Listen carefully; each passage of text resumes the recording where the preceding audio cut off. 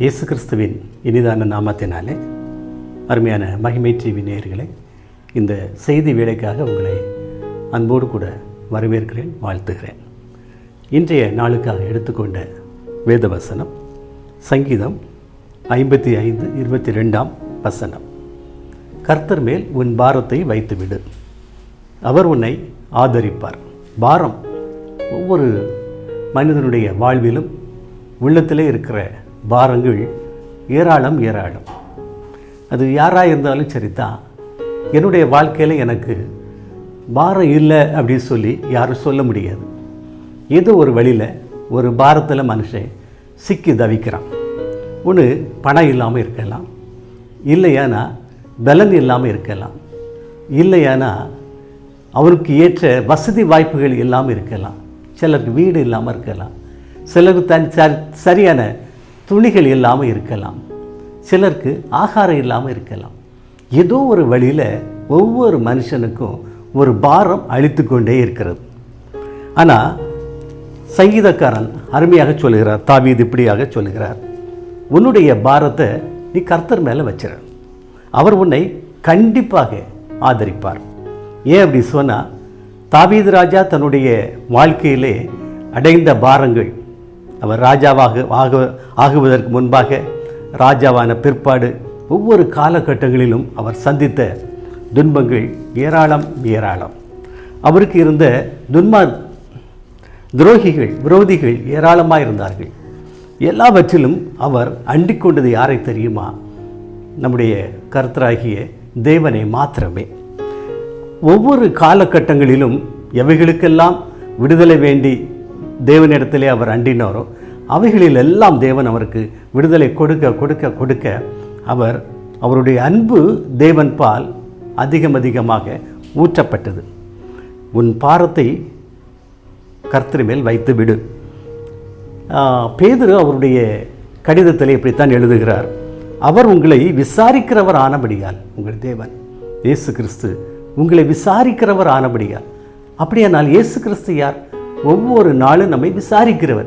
காலையில் இருந்து சாயங்காலம் வரைக்கும் நம்மை விசாரிக்கிறவர். தேவன் என்னை விசாரிக்கிறார் என்பது எனக்கு எப்படி தெரியும்? நான் தேவனோடு கூட இருந்தால் தெரியும். ஏனோக்கு ஒரு காலத்தில் அவனுடைய வாழ்க்கையில் பிதாவோடு கூட நடந்தானாம், தேவனோடு கூட நடந்தானாம், ஒவ்வொரு நாளும் தேவனோடு கூட இருந்தானாம். அதனால் தேவன் என்னென்ன பேசினாரோ அதெல்லாம் அவனுக்கு தெரிந்தது. இவன் தேவனோடு கூட பேசிக்கொண்டே இருந்தான். நோவா தேவனோடு பேசிய மனிதன், மோசே தேவனோடு பேசிய மனிதன், ஆபிரகாம் ஆண்டவரோடு கூட பேசிய மனிதன். நம்முடைய முன்னோர்கள் தேவனோடு கூட பேசியிருக்கின்றார்கள் இல்லையா? பேசுகின்ற காலங்களிலே தேவன் அவர்களை விசாரிக்கிற ஆண்டவராக இருந்திருக்கிறார். என்னையும் அவர் விசாரிக்கிற ஆண்டவர். என்னுடைய வாழ்க்கையிலே இம்மட்டுமாக நான் சந்தித்த அநேக துன்பங்களில் இருந்து தேவன் எனக்கு பரிபூர்ணமான ஒரு விடுதலை கொடுத்த ஆண்டவர்.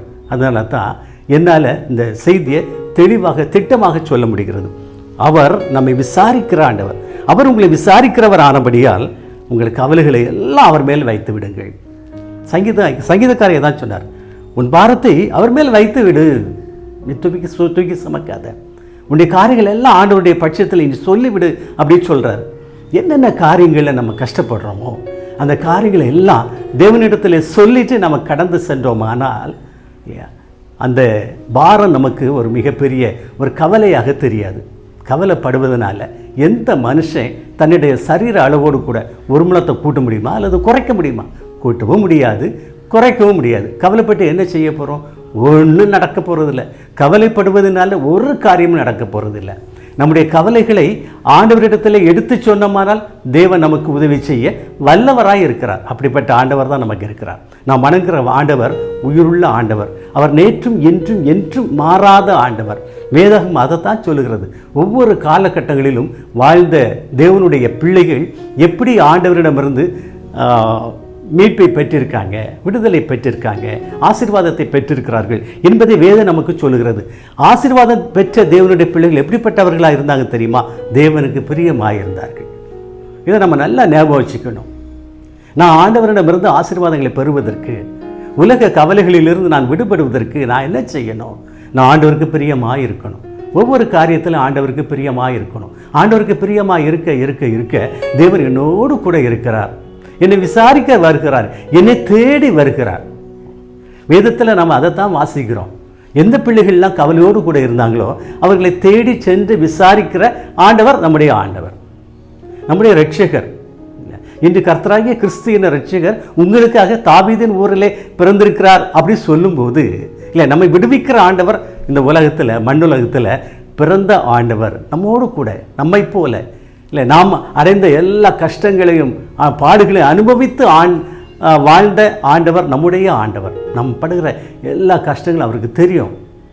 நம்ம ஜெபம் பண்ணுவதற்கு முன்பாகவே அவருக்கு நம்மை குறித்த எல்லா காரியங்களும் தெரியும். அப்போ நாம் ஏன் ஜெபம் பண்ணணும்? நம்ம தேவனை தேடணும், தேவனை தேட தேட தேட அவரை அவர் நம்மை விசாரிக்கிறதுக்கு ஏற்ற வகையில் நாம் தேவனிடத்திலே நம்முடைய அன்பை, நம்முடைய பற்றை நாம் காண்பிக்க வேணும் இல்லையா? நம்முடைய பிள்ளைகள் நம்மை விசாரிக்கலை அப்படின்னு சொன்னால் நம்ம கூட எவ்வளோ கஷ்டப்படுறோம் பார்த்தீங்களா?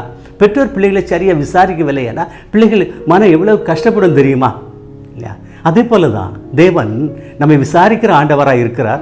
நம்மை விசாரிக்கிற ஆண்டவர் பால் நம் அன்பு செலுத்துகின்ற பிள்ளைகளாக காணப்படும். ஒவ்வொரு காரியத்திலும் அவர் கீழ்ப்படிந்து நடக்கணும். நல்ல வேதம் வாசிங்க. உங்களுடைய வாழ்க்கையில் நீங்கள் டெய்லி நல்ல வேதம் வாசிங்க.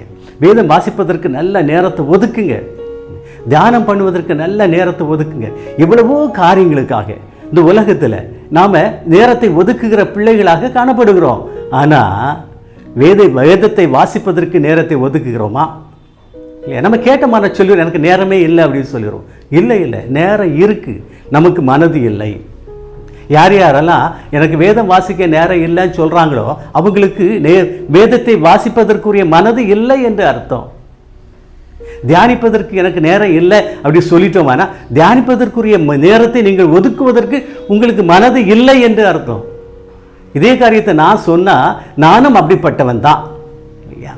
இது ஆண்டவருடைய உள்ளத்தில் மிகப்பெரிய ஒரு தாக்கத்தை ஏற்படுத்தும். அவருக்கும் கவலை ஏற்படுத்தும். என் பிள்ளை இப்படி இருக்கிறானே இல்லையா? என்னுடைய தேவன் அல்லவா அவர், என் மீது கொண்ட பாசத்தினால அவரும் கவலைப்படுவார் இல்லையா? நம்மை தேடி வருகின்ற வேளைகளிலே உலக சிற்றின்பத்திலே நாம் தவித்தோமானா தேவன் எவ்வளவு கவலைப்படுவார். நம்மளை திருந்த மாட்டேங்கிறானே, 6 அறிவு கொடுத்துருக்கிறார்ல.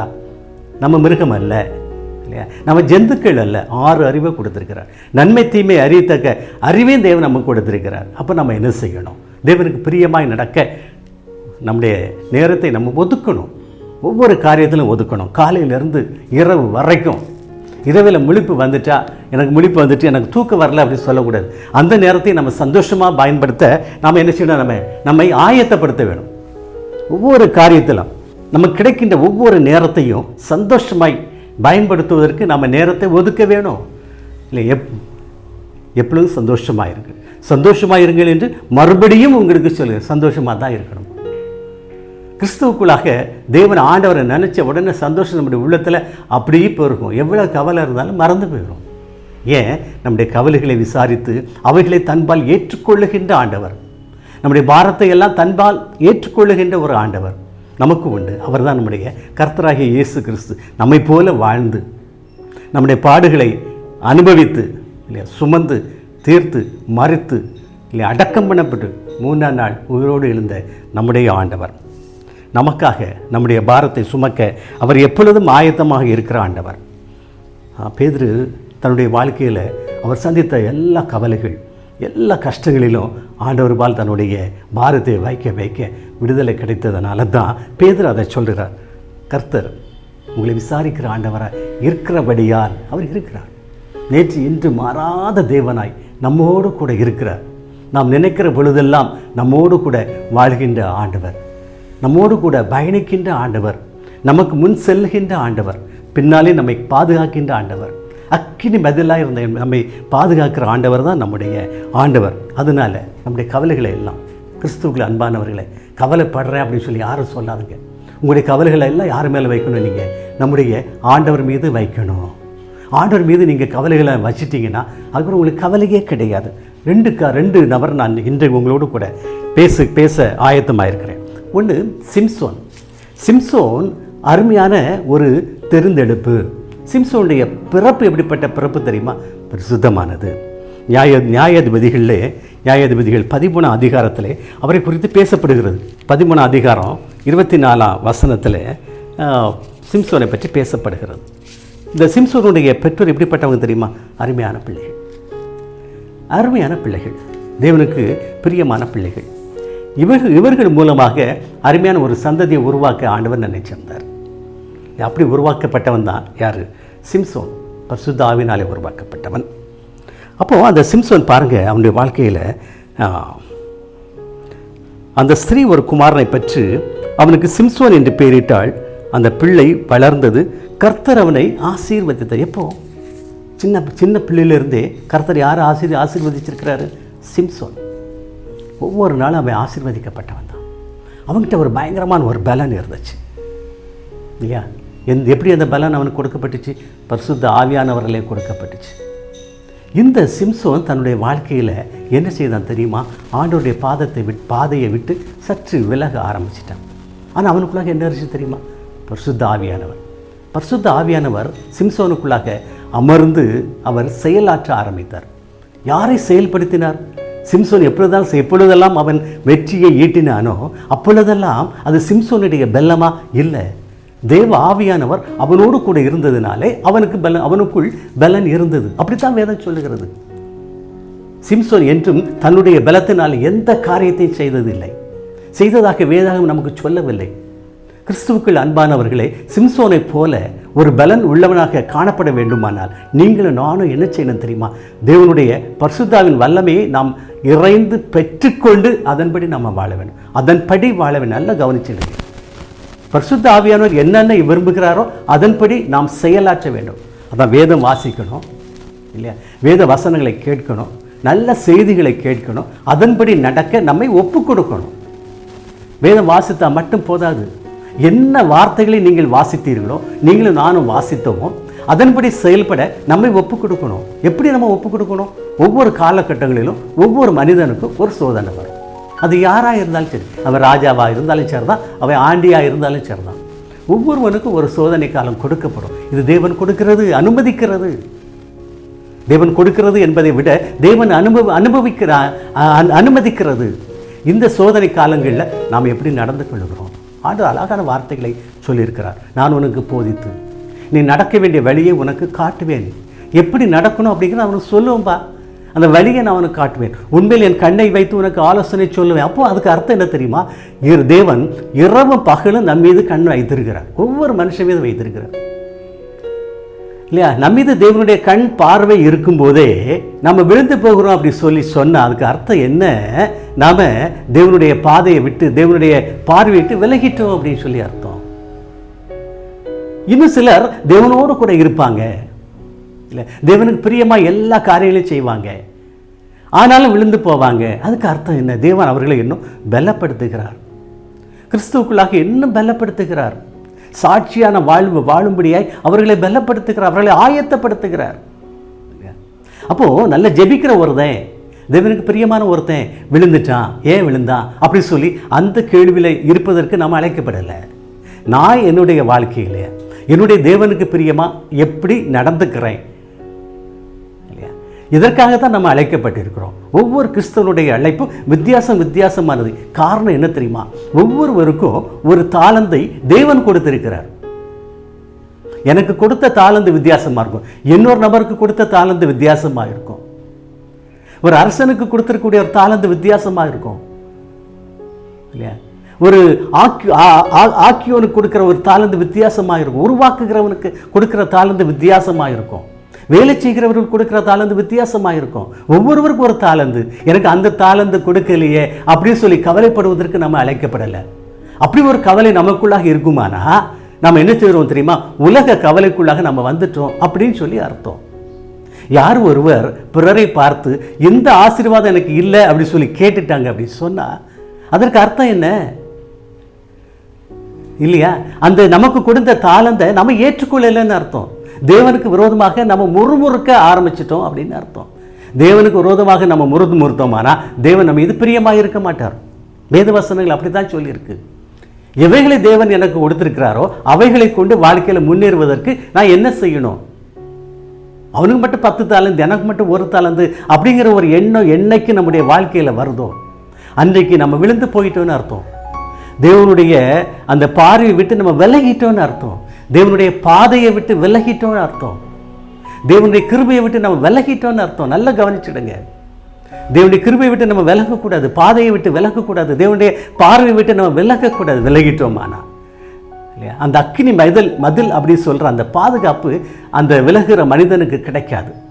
அப்போ என்னுடைய வாழ்க்கையில் தேவன் எனக்கு என்னென்ன கொடுக்கணும்னு சொல்லி ஆயத்தமாக இருக்கிறாரோ அவைகளையெல்லாம் நான் பெற்றுக்கொள்ளணும் அப்படிங்கிற ஒரு ஆர்வம் எனக்குள்ளாக இருக்குமானா தேவனுடைய பார்வையை விட்டு நான் விலகக்கூடாது, தேவனுடைய பாதையை விட்டு விலகக்கூடாது. அப்போ என்ன செய்யணும்? நல்ல வேத நான் வாசிக்கிறேன், அதன்படி நடக்க நான் என்னை ஒப்பு கொடுக்கணும் இல்லையா. இப்பவுமே ஆண்டு பலவீனமாக இருக்கா, ஆண்டவரோட கூட நான் என்னுடைய பலவீனம் என்னை விட்டு மாறுவதற்கு நான் கெஞ்சணும். ஆண்டோடைய பாதப்படியில் அமர்ந்து நான் தியானம் பண்ணணும், நன்றாக தியானம் பண்ணணும் இல்லையா. அப்போஸ்தலனாகிய இங்கே பரிசுத்த பவுல் இல்லையா, தாங்கிட்ட ஒரு தன்னுடைய வாழ்வில் ஒரு குறைபாடு இருக்குன்னு சொல்லி 3 முறை ஆண்டவர்கிட்ட மன்றாடுகிறான் இல்லையா. 3 முறை அவனுக்கு அந்த குறைபாடு நீக்கப்படலை. அப்போ ஆண்டவர் சொன்னார் இல்லையா, உன்னுடைய பலவீனத்தில் என் பலன் பூர்ணமாய் விலகும், என் கிருபை உனக்கு போதும்பா, என் கிருபை உனக்கு போதும். இதுதான் நமக்கு கொடுக்கப்படுகிற வாழ்வு. தேவனுடைய பிள்ளைகள் ஒவ்வொருவருக்கும் ஆண்டவர் சொல்லுகிற வார்த்தை இதுதான், என்னுடைய கிருபை உனக்கு போதும், உன் பலவீனத்தில் பலன் பூரணமாய் விளங்கும். பலவீனன் அப்படி சொல்லிட்டு இருக்காத, நீ ஒரு பலவான் என்று ஆண்டவர் சொல்ல நம்மை அழைக்கின்றார். தேவன் நம் மீது அவ்வளவு அன்பு வைத்திருக்கிற ஆண்டவர். இந்த சிம்சோனை பாருங்க, தேவனுடைய அந்த பரிசுத்தாவின் வல்லமை எல்லாம் மறந்து, பரிசுத்தாவின் அபிஷேகத்தை மறந்து ஒரு பெண் பின்னால் போக ஆரம்பிச்சிட்டான். அவனுடைய வாழ்வு பெண் பின்னால் போன பிற்பாடும் எவைகளை குறித்து ஆண்டவரிடத்தில் கேட்டானோ தேவன் அவைகளை எல்லாம் அவனுக்கு கொடுத்தார். அப்படித்தான் வேதம் சொல்கிறது. 7 முறை அவனை கேட்டுறான், 6 முறை இல்லையா அவன் எழுந்திருக்கிறான், தேவ ஆவியானவர் அவனோடு கூட இருந்தார். 7ஆவது முறை அவன் எழுந்திருக்கிறான், தேவனுடைய ஆவியானவர் அவனை விட்டு விலக ஆரம்பிச்சிட்டார். நிறைய நேரங்களில் அவனுக்கு காரியங்களை கொடுத்தார், அனுபவத்தை கொடுத்தார். அனுபவத்தை அறிந்து கொண்டவன் அந்த அனுபவத்தின்படி நடக்க தன்னை விற்று போட்டான். நடக்காமல் இருக்க தன்னை விற்று போட்டான். பிசாசுடைய கரத்தில் விழுந்துட்டான். தேவனுடைய பிள்ளைகளை பரிசுத்த ஆவியின் வரம் பெற்றவன், பரிசுத்தாவின் வரம் பெற்றவன். கடைசியில் அவனுடைய வாழ்வு எப்படி முடிஞ்சு தெரியுமா இல்லையா? அவன் மரித்து போனான். எங்கே மரித்து போனான்? கண்கள் பிடுங்கப்பட்டவனாக அவன் ஒரு அடிமையாக மரித்து போனான். மரிக்கிற வேளையில் கூட தேவ ஆவிக்காக அவன் தேவனிடத்தில் கேட்கும்போது தேவ ஆவியானவர் அவனை பலப்படுத்தினதுனாலே அந்த கட்டடத்தை விழச் செய்தான் என்று வேதம் சொல்லுகிறது. கிறிஸ்துக்கள் அன்பார், இது சிம்சோனுடைய வாழ்வு. பரிசுத்த ஆவியானவர் அவனோடு கூட இருந்தார். அவன் கேட்டவர்களை எல்லாம் கொடுத்தாரு. ஆனால் கடைசியில் அவன் விழுந்து போனான். இன்னொரு காரியத்தை சொல்கிறேன் இல்லையா, கர்த்தர் மேல் உன் பாரத்தை வைத்து விடு. சிம்சோனுக்கு கர்த்தர் மேல் தன்னுடைய பாரத்தை வைத்தது யாரு? அவனுடைய தாயும் தகப்பன். சிம்சோன் வைத்தானா? கேட்டான் கொடுத்தார். ஏன் கேட்கும்போதெல்லாம் கொடுத்தாரு? தேவ ஆவியானவர் அவனோடு கூட இருந்தார். இன்னொரு நபரை உங்களுக்கு நான் சொல்கிறேன் இல்லை, அன்னாள் அப்படி சொன்னால் கிருபை அப்படின்னு அர்த்தம். சிம்சோன் அப்படி சொன்னால் இல்லையா, சிம்சோன் அப்படி சொன்னால் அவன் சூரியனை போன்றவன், பிரகாசிக்கிறவன். ஏன் பிரகாசிக்கிறவன்? தேவ ஆவியானவர் அவனோடு கூட இருந்தார். அவனோடு கூட தேவ ஆவியானவர் இருந்தார். இந்த அன்னாள் கிருபை பெற்றவள். அன்னாள் யாரு? 1 சாமுவேல்ல அன்னாளை பற்றி சொல்லப்பட்டிருக்கு. அன்னாள் யாரு? சாமுவேலுடைய தாய், சாமுவேல் தீர்க்கதரிசியின் தாய். அவருடைய வாழ்க்கையில் அவ திருமணத்துக்கு பிற்பாடு அவள் அனுபவித்தது எல்லாமே பாடுகள் தான். பாடுகள் அழுதுகிட்டே இருப்பாள். எருசலேம் தேவாலயத்துக்கு குடும்பமாக வருடத்திற்கு 1 முறை போவாங்க. ரொம்ப சந்தோஷமாக இருக்க வேண்டிய காலம் அது. எருசலேம் தேவாலயம் அப்படின்னு சொன்னால் அவ்வளவு பரிசுத்தமாக இருக்கும்.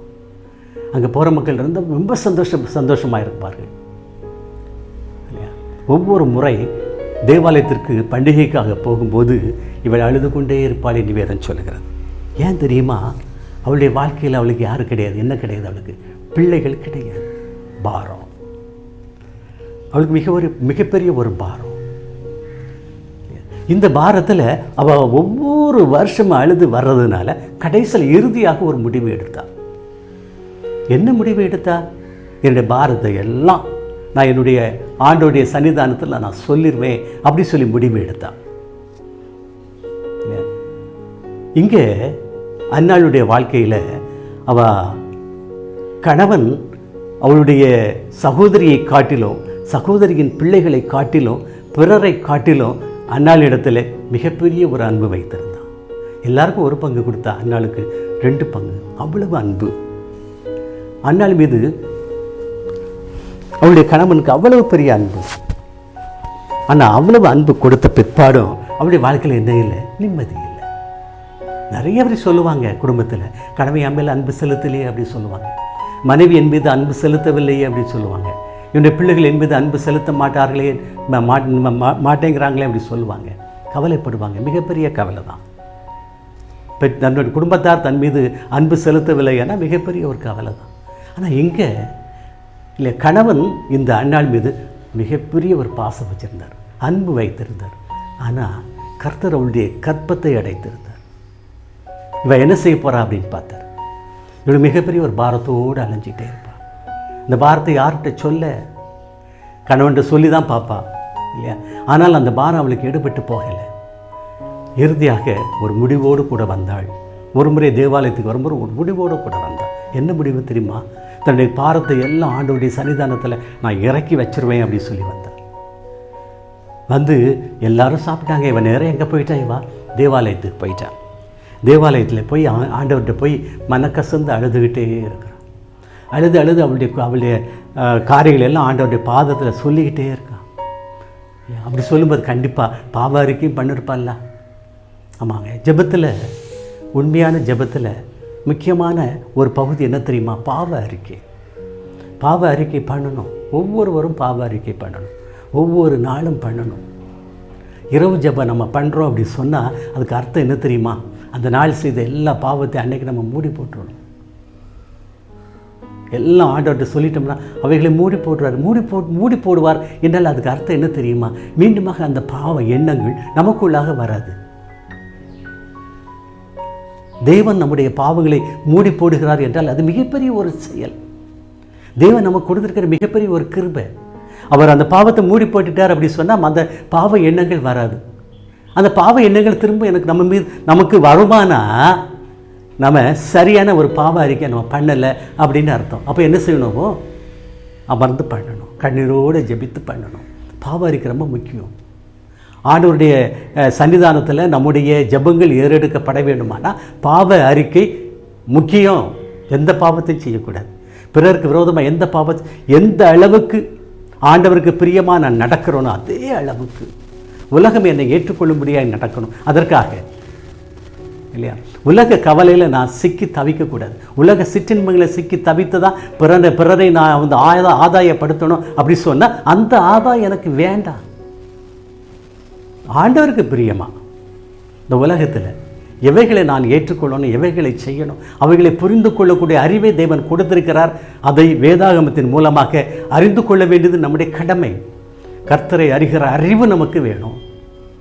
எப்போ நான் இன்றைக்கி இந்த நேரத்தில் ஆண்டவருக்கு பிரியமாக இருக்கிறானா இல்லையா, இந்த அறிவு எனக்கு வேணும். இல்லையானா நான் என்னுடைய ஜெபம் உண்மையான ஜெபமாக இருக்காத. அப்படியாண்ணா இந்த உலகத்தில் நான் அதை செய்யணும், இதை செய்யணும், அப்படி சம்பாதிக்கணும், இப்படி சம்பாதிக்கணும், அப்படி படிக்கணும், இப்படி படிக்கணும் என்றும் பாருங்கள், இதை காட்டிலும் அதிகமாக ஆண்டவருக்கு பிரியமாக நான் எப்படி இருக்கணும், இதை செய்து ஆண்டவருக்கு பிரியமாக இருக்கும். வேதத்தின்படி மட்டும் நம்மை குறித்து ஆராய்ந்து பார்த்தால் போதும். இயேசு கிறிஸ்து நிறைய காரியத்தை சொல்லியிருக்கிறார். மத்தேயு 5ஆம் அதிகாரம், 6ஆம் அதிகாரம், 7ஆம் அதிகாரத்தில் மலை பிரசங்கத்தில் நிறைய காரியத்தை குறித்து பேசியிருக்கிறார். உலக தலைவர்கள் நிறைய பேருக்கு அந்த மலை பிரசங்கம் ரொம்ப பிடிக்கும். நம்முடைய தந்தை காந்திக்கும் பிடிக்கும், நேருவுக்கு பிடிக்கும். நேரு சொல்லுவார், அவருடைய மேஜையில் முதல் இடத்துல அவர் கொடுத்துருக்கிற மரியாதை எதுக்கு தெரியுமா? நம்முடைய வேதாகமத்துக்கு தான். ஏன்னா அதில் தான் நிறைய சட்ட திட்டங்கள் எல்லாம் அதில் தான் இருக்குது. எது செய்தால் குற்றம், எது செய்தால் குற்றம் இல்லை, எல்லாம் அங்கே தான் இருக்குது. சட்டங்கள் உருவாக்கப்பட்டதற்கு காரணம் நம்முடைய வேதாகமம். இதை இல்லை என்று யாரும் சொல்ல முடியாது. இந்த அந்நாள் தேவனுடைய ஆலயத்தில் போய் உட்கார்ந்து கண்ணீர் சிந்தி அழுது வேண்டினார். பிரதான ஆசாரியன் அங்கே ஒருத்தர் உண்டு பார்த்துடுங்க. அவன் பேர் ஏலி. அவன் இவளை பார்த்துக்கிட்டே இருந்தான். இவன் என்னை குடிச்சிட்டு குடிகாரி மாதிரி வந்து புலம்பிட்டா இருக்கா அப்படின்னு சொல்லிட்டு. இவளுடைய செயல் அவனுக்கு பிரியமாக இல்லை. ஆனால் யாருக்கு பிரியமாக இருந்துச்சு தெரியுமா? நம்முடைய ஆண்டவருக்கு பிரியமாக இருந்துச்சு. நம்முடைய செயல் ஒருவேளை உலகம் நம்மளை பார்த்து என்ன செய்யலாம்? ஏளனம் பண்ணலாம். கவலையே படாதீங்க. நம்ம ஏற்றுக்கொள்ள வேண்டியவர் நம்முடைய ஆண்டவர் மாத்திரமே. ஆண்டவர் பால் எல்லா காரியத்தை அவள் சொல்லிட்டா. கவலைகள் எல்லாம் அப்படி இறக்கி வச்சுட்டா. அவன் வந்து சொல்கிறான், என்ன மாதிரி இப்படி குடிகாரி மாதிரி உட்காந்து புலம்பிக்கிட்டே இருக்க, இது தேவாலயமா அப்படின்னு சொல்லி அவளுக்கு அவர் வந்து எச்சரிப்பு கொடுக்குறாரு. அப்போ அவர் சொன்னார் இல்லையா, என்னுடைய உள்ளத்தினுடைய விசாரணைகள் எல்லாத்தையும் நான் ஆண்டவர்கிட்ட சொல்லிட்டேன் ஐயா, ஆண்டவர்கிட்ட சொல்லிட்டேன். அப்போ அவர் சொல்கிறான், நீ கேட்டதே தேவன் உனக்கு கொடுப்பார் என்று சொல்லி அனுப்புகிறான் இல்லையா. தேவ தயவு அவளை ஆட்கொண்டது என்று வேதம் சொல்லுகிறது.